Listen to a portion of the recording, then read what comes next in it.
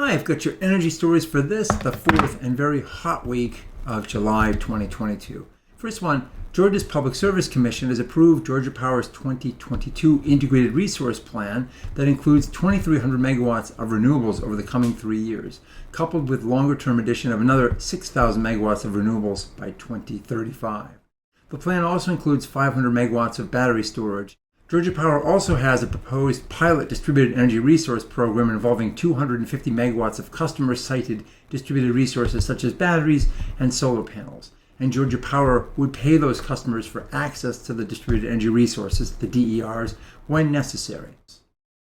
Well, the Bureau of Ocean Energy Management announced locations for new offshore wind farms off the coasts of Texas and Louisiana. Capacity figures were not announced, but the two leases total over 730,000 acres and should generate electricity sufficient to power around 3 million homes.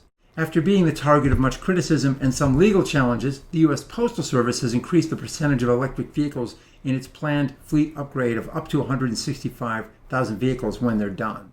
That percentage now increases from 10% to at least 40%. Initially, the agency had planned on including 5,000 EVs in an initial 50,000 unit order from Oshkosh. In March, that number jumped to 10,000 of the 50,000, and the post office has now said it will order at least 25,000 EVs in an initial order, with 40% electric in the first total purchase of over 84,000 vehicles. U.S. solar company GAF Energy, a maker of nailable shingle tiles, plans to open a new $100 million factory in Texas to make those residential tiles. It will be one of those rare U.S. companies manufacturing domestically, although this group may increase in number over time given the tariff, forced labor, and supply chain issues that have been plaguing imports from Asia. The plan is to increase GAF's onshore production from 50 to 300 megawatts. In Minneapolis, Xcel Energy is creating 3 sites for its $9 million Resilient Minneapolis project, developing microgrids with batteries, solar panels, and other technology in areas vulnerable to the effects of climate change. These sites are intended to function as first response centers, providing critical services such as food distribution, communications, and energy in emergencies. First pioneered in Baltimore, the Resiliency Hub concept is now about a decade old, and over 40 cities are now studying resilience hubs. In Germany, Volkswagen has brought the first of a planned 4 fast-charging parks online in its electric car plant in Zwickau, with much of the energy to be pulled from a 570 kilowatt-hour battery system, eliminating the need for new medium-voltage transformer investments. The interesting part is that the 96 battery cell modules here will come from used ID3 and ID4 pre-production vehicles, where the batteries now are depreciated.